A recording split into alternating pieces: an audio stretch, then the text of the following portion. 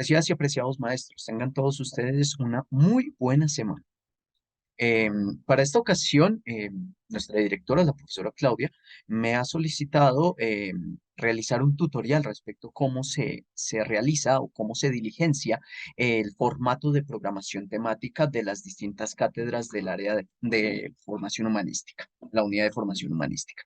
En este sentido, el propósito de este corto video va a ser explicarles paso a paso, de una manera pormenorizada, pero también sencilla, cuál es el procedimiento y cómo se deben llenar todas y cada una de las casillas para que todas las cátedras que están dentro de la unidad de formación humanística tengan unos criterios comunes. ¿Vale? Entonces comenzamos. Aquí tenemos entonces nuestro formato, ¿cierto? Nuestro formato, este es el formato de la programación temática de formación humanística y tenemos en un primer lugar unos datos preliminares. Identificación, ¿sí? Aquí está el nombre de la cátedra, que es el nombre de todas y cada una de las cátedras que todos tenemos a nuestra disposición y que ofertamos dentro de la universidad, ¿cierto? El área a la cual pertenece esta cátedra, ¿vale? Puede pertenecer a formación ciudadana, humanismo, contexto o el área de fundamentación, que son las áreas de epistemologías y de historia política de Colombia, que son obligatorias para todos los estudiantes de segundo y tercer semestre de la universidad. Entonces tú escoges la casilla, ustedes escogen la casilla, dependiendo del área en la cual ustedes estén inscritos dentro de formación humanística o sus cátedras estén inscritas dentro de formación humanística. El código de la cátedra, ese es el código que todas y cada una de las cátedras de formación humanística debe tener. Si no tienen acceso o no tienen en su momento el código de la cátedra, pueden solicitarlo a la Secretaría de Formación Humanística con Julie y ella muy amablemente les facilitará esta información. ¿Vale? El periodo y el semestre, que puede ser A o B, y el año en el cual se está ofertando la cátedra, ¿sí?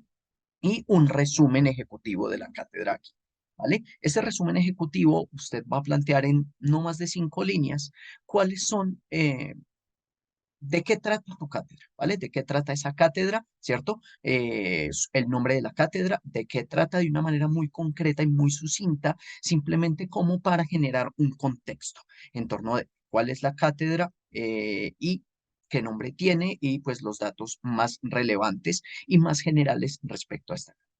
De igual manera, posterior a esto, llenarás la parte de docente, ¿cierto? Donde colocas tu nombre, tu número de teléfono, tu documento de identidad y el correo electrónico institucional. De pronto, si hay docentes que no tienen correo institucional, desde la página de la universidad se solicita con unos simples clics. Es bastante sencillo. Bueno, esta ya es la parte de identificación de la cátedra, digamos que es la parte más sencilla. A partir de aquí, pues ya tenemos que ir elaborando un poco más estas programaciones. Posterior a esto, vamos con la justificación, que tal como nos dice aquí, acorde con lo establecido en el Acuerdo 047 del Consejo Superior del 30 de septiembre de 2021 en la misión, visión y principios misionales de la Universidad de Nariño, ¿vale? Entonces, ¿su justificación qué es? Es básicamente la importancia de la cátedra. ¿Por qué esta cátedra es importante? Porque esta cátedra debe ser impartida a las y los estudiantes de la Universidad de Nariño, ¿sí? ¿Cuál es la relevancia y cuál es el aporte a la formación integral de los y las estudiantes de la universidad, ¿cierto? Teniendo en cuenta que ese es uno de los principios misionales y visionales de la universidad, la formación integral de individuos, es decir, no solamente como profesionales competitivos dentro del mundo laboral, sino como seres humanos con pensamiento crítico, con respeto hacia las diferencias y hacia la diversidad, y como seres humanos con un fuerte énfasis en el aspecto humanístico. ¿Vale? Entonces es muy importante que aquí justifiquen estas cosas, porque esto también tiene que estar de acuerdo a los principios, ¿cierto?, de formación humanística. ¿Listo? Entonces, de una manera muy concreta, ¿cuál es la importancia y cuál es el aporte que tu cátedra o su cátedra ofrece a la Universidad de Nariño y específicamente a la unidad de formación humanística? Posterior a esto, llenaremos las competencias, las cuales pueden ser de contexto, de formación ciudadana o de pensamiento crítico. Recordemos, apreciadas y apreciados docentes, que las competencias son la forma en la cual vamos a evidenciar que los estudiantes de verdad están demostrando su aprendizaje, ¿vale? Entonces aquí hay una diferenciación importante hacerla entre aprendizaje y desarrollo de competencias. Una cosa es el aprendizaje, ¿vale? Una cosa es lo cognitivo, una cosa es todos los saberes, los conocimientos, ¿cierto? Que los estudiantes adquieren con las distintas cátedras, ¿vale? El aprendizaje no implica necesariamente el desarrollo de competencias. Entonces, ¿qué será el desarrollo de una competencia? Es la puesta en acción de ese aprendizaje. Es la puesta en acción del aprendizaje.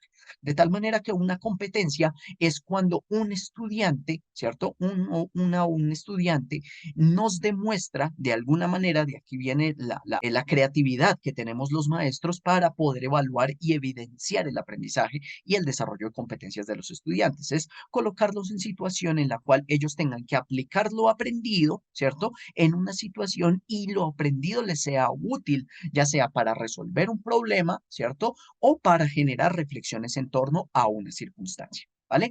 Esas son competencias. ¿Cómo pongo a trabajar lo aprendido? ¿Cómo aplico lo que he aprendido? Entonces es muy importante. Aquí en la primera parte, las competencias, vas a explicar esa parte, ¿vale? ¿Cierto? Si tú escoges, por ejemplo, contexto, ciudadanía, pensamiento crítico, ¿vale? ¿Cómo lo voy a hacer? ¿Sí? Si mis competencias son de formación ciudadana, ¿cómo voy a evidenciar que el estudiante o la estudiante de verdad está demostrando el desarrollo de competencias? Voy a ponerlo con un ejemplo muy sencillo, ¿cierto? Vamos que yo tengo una cátedra que es fuertemente influenciada desde el aspecto de la formación ciudadana.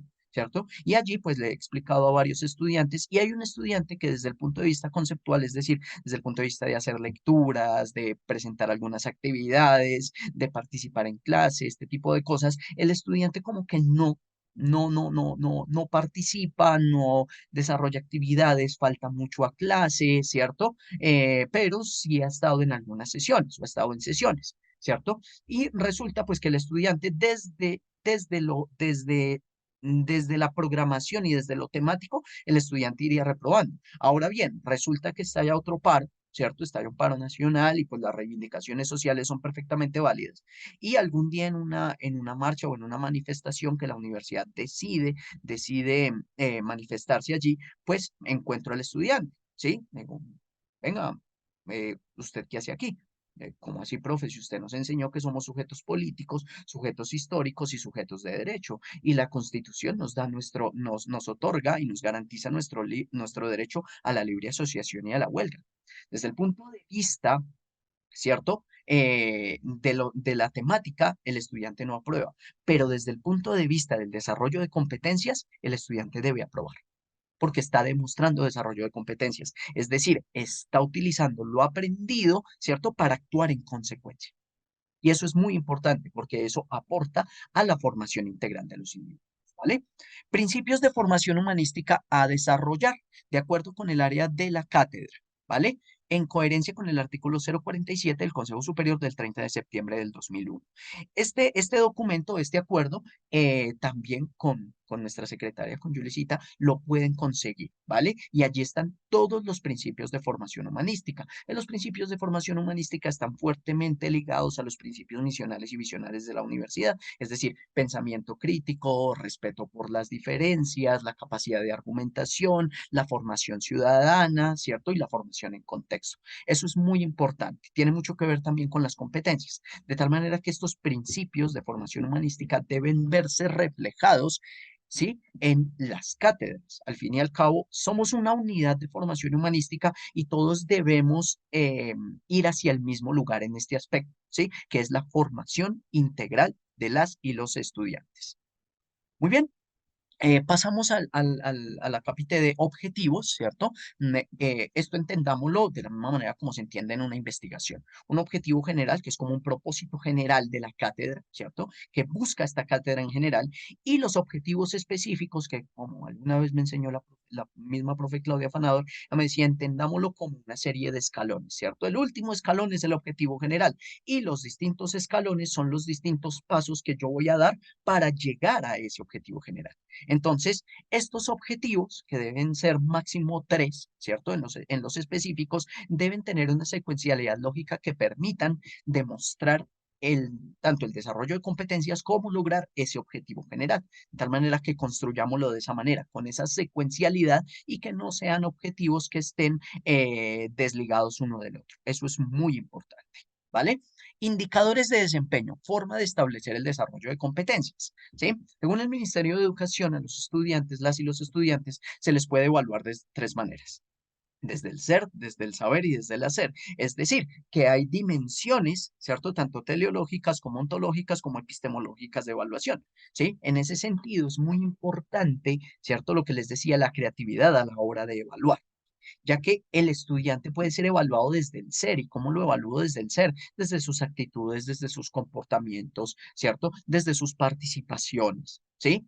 Desde el saber, cómo lo puedo yo evaluar. Lo puedo evaluar desde todo lo que me permita a mí analizar cómo el estudiante está teniendo apropiación conceptual de los distintos conocimientos y saberes impartidos en la cátedra, ¿sí? Y desde el hacer son los distintos productos que entregan los estudiantes. ¿Vale? Aquí es importante recalcar en lo siguiente. Como unidad de formación humanística, buscamos que todo el desarrollo de la cátedra se haga durante las 3 horas efectivas de clase. Formación humanística no puede ni debe convertirse en un escenario de actividades extracurriculares y de dificultad para los estudiantes, ¿cierto? Entonces, en ese sentido, todo debe desarrollarse en los mismos escenarios de clase. ¿Para qué? Para que los estudiantes no tengan actividades extracurriculares que les dificulte el desarrollo de sus programas académicos, ¿cierto? Y que formación humanística hasta cierto punto pueda convertirse en una suerte de vía de escape o un escenario donde el estudiante sencillamente pueda expresar su sentir y pensar de forma libre y espontánea. ¿Listo? Entonces, los indicadores de desempeño hacen referencia a cómo establecer el desarrollo de competencias, es decir, de qué manera, tanto en el ser, en el saber y en el hacer, el estudiante o la estudiante me va a demostrar que está desarrollando competencias, que está aplicando su aprendizaje a su vida cotidiana. Unidades temáticas. Aquí está toda la programación de la cátedra. Recuerden que esta programación de la cátedra, ¿cierto? La debemos articular de tal manera, ¿cierto? Que tenga también una secuencialidad y la debemos articular por unidades. Aquí cada docente es perfectamente autónomo y libre de programar y de diseñar esta programación y unidad temática de la manera que mejor le parezca. Recuerde, adaptarse perfectamente a los tiempos y a los calendarios de la universidad, ¿cierto? A las semanas que tiene la universidad en un semestre. Damos en cuenta que en nuestra Universidad de Nariño muchas veces los semestres son de mayor o menor duración. Por ejemplo, este semestre que estamos terminando es bastante atípico, ¿sí? Y el semestre B 2023, pues, va a comenzar en septiembre. De tal manera que hay que tener mucho cuidado con el número de semanas que se va a tener, ¿cierto? Para poder hacer la programación y en consecuencia cada sesión va a tener una parte dentro de esta programación, ¿cierto? Esto es una programación que va a servir también a los estudiantes, ¿cierto? Porque esto debe socializarse con ellos. Les va a servir a las y los estudiantes para tener una claridad y tener una guía en torno a lo que se va a ir abordando en el desarrollo de la cátedra, ¿vale? Entonces, eso es muy importante. Y pues obviamente esta programación de la cátedra será revisada y analizada por pues, la unidad de formación humanística, ¿vale? Metodología. Establecer estrategias pedagógicas y didácticas para el desarrollo de la cátedra, así como las tecnologías de la información y la comunicación que va a utilizar como recursos pedagógicos y didácticos. ¿Listo? Muy bien.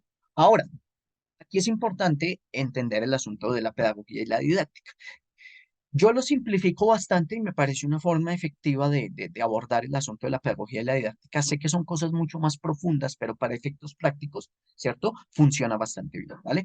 Lo pedagógico hace referencia a lo que hacemos los docentes, ¿sí? A nuestras participaciones, a nuestras exposiciones, ¿cierto? A lo que hacemos nosotros en el escenario de clase.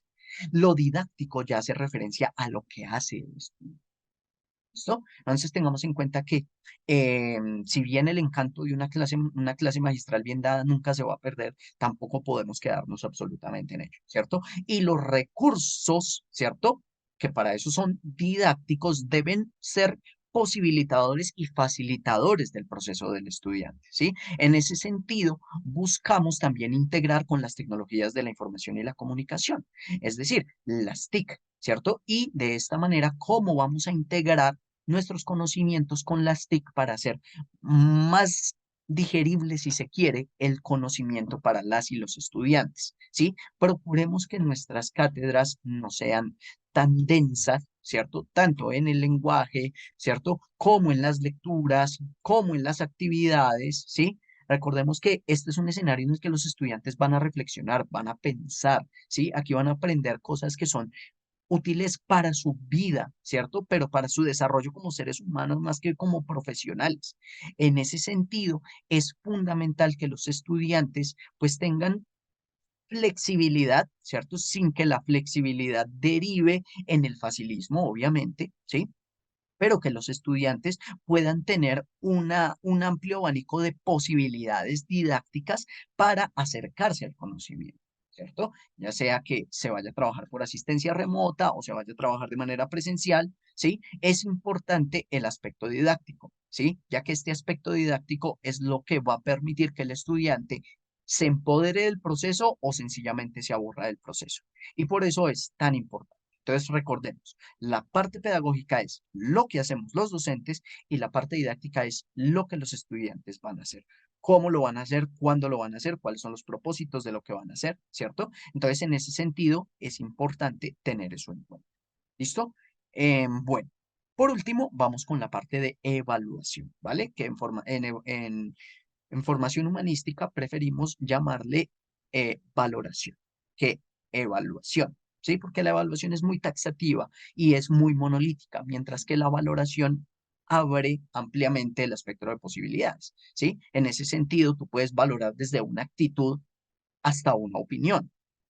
¿Sí? Mientras que la evaluación es un asunto, digamos, muy cerrado, muy monolítico en tanto es o no es, aprueba o reprueba, ¿cierto? Sin tener, digamos, una serie de matices que precisamente en formación humanística es lo que se busca, ¿sí? Que haya esos matices, que haya diversidad, ¿sí? Entonces, buscamos que los estudiantes sean evaluados, ¿cierto? Pero con formas eh, alternativas de evaluación. En ese sentido, se recomienda mucho el concepto de evaluación formativa. La evaluación formativa es un asunto interesante. ¿Por qué razón? Primero, porque es un proceso continuo, sistemático y permanente. Es decir, continuamente se está evaluando y todo es susceptible de ser evaluado o valorado. ¿Sí? Todo lo que hagan los estudiantes es perfectamente susceptible a valoración. ¿Sí? Y recuerden, si bien no nos permite el estatuto estudiantil evaluar la asistencia, sí podemos evaluar la participación de actividades. Y para que participen en actividades, los estudiantes deben asistir. ¿Ven? Esas son formas en las cuales nosotros vamos a ir, vamos incentivando que los estudiantes asistan a los distintos espacios, ¿sí? Porque pues hay escenarios académicos donde los estudiantes solamente van a los parciales, ¿sí? Y pues en últimas eso puede derivar en un estudiante que pasó por la universidad, pero la universidad nunca pasó por él. Y eso es muy importante, ¿sí? En especial teniendo en cuenta el principio de formación humanística, que es la formación integral de los estudiantes. En ese sentido, ¿cierto? Tenemos unas estrategias evaluativas, ¿cierto? Es decir, ¿de qué manera los vamos a evaluar? Busquemos formas alternativas, formas distintas, que el estudiante tenga amplias variedades, ¿cierto? U opciones para poder expresar lo que aprendió, ¿sí? Que no sea simplemente cuestiones como parciales, exámenes, etcétera, sino que nosotros podamos evaluar las cosas incluso desde el punto de vista multimedial. Me refiero a cosas como, por ejemplo, podcasts, videos, dibujos, obras de arte, performance, etcétera. Eso permite evidenciar el aprendizaje de los estudiantes, ¿sí? Entonces, esas estrategias, es decir, cómo voy yo a articular lo pedagógico, lo didáctico para que luego me demuestre en lo evaluativo. Recuerden, un recurso didáctico puede ser evaluado, ¿cierto? Pero también es importante tener actividades evaluativas, ¿cierto? Que le permita al estudiante saber qué es una actividad evaluativa y tiene un peso porcentual importante, ¿sí? Porque es fundamental que los estudiantes, ¿sí?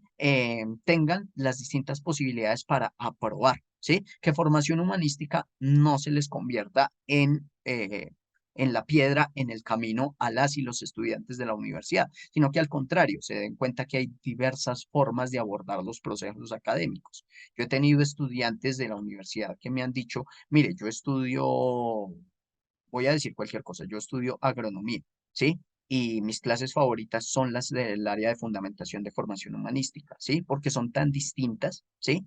Eso no le resta valor a las clases de los programas académicos, obviamente, ni pretende hacerlo, ¿sí? Pero demuestra que hay otras formas de abordar los procesos. Y los criterios de evaluación, es decir, ustedes qué van a tener en cuenta para evaluar y cuáles son los porcentajes. Si ustedes van a tener en cuenta, por ejemplo, las distintas participaciones en los escenarios, si van a tener en cuenta la participación en talleres o actividades evaluativas, ¿cierto? Que eso incentiva de igual manera, como ya les había dicho, la participación y la asistencia, ¿cierto? Si ustedes van a tener en cuenta, por ejemplo, que la evaluación va a ser multimedia, va a ser oral, va a ser escrita, etcétera. ¿Cuáles son los criterios? Los estudiantes deben tener todo esto claro en la primera semana del desarrollo de las distintas cátedras, ya que es fundamental que los y las estudiantes tengan esto. Recuerden, la primera semana siempre se debe socializar el programa y se deben llegar a acuerdos de aula con los estudiantes. Bien, y por último tenemos la bibliografía, que pues esto no hace falta hacerle una explicación, simplemente los referentes bibliográficos, teóricos y conceptuales que tenemos, ¿cierto? Para el abordaje de nuestras cátedras. ¿En qué me estoy basando? ¿En qué conocimientos me estoy basando? Y esto es importante, ¿por qué? Porque esto permite tener el conocimiento constantemente actualizado. ¿Sí? Es importante estarse actualizando constantemente, estar constantemente en el ejercicio de la lectura, ¿cierto? Etcétera, etcétera, para que los conocimientos no se vayan quedando atrás. ¿Sí? Si bien yo no creo que los conocimientos puedan tener caducidad, pero algunos conocimientos envejecen mejor que otros. Entonces es muy importante siempre establecer una dinámica de actualización permanente y constante de las cátedras. De igual manera, es algo que les va a exigir la unidad de formación humanística eh, cada semestre. ¿Vale? Y bien, apreciadas y apreciados docentes, pues espero que el material haya sido sencillo y que pues no haya sido complejo ni molesto para comprender. Ya saben que pues cualquier información o documento que necesiten para el desarrollo de las cátedras, perfectamente lo pueden solicitar con Julie, nuestra secretaria de Formación Humanística, ¿cierto? Y de igual manera, si tienen algún tipo de inquietud o pregunta respecto de algo que no haya quedado claro en este video tutorial, pueden preguntar también con nuestra directora, la profesora Claudia Panón. Muy bien, que tengan todos ustedes una feliz, plácida y alegre semana. Hasta luego.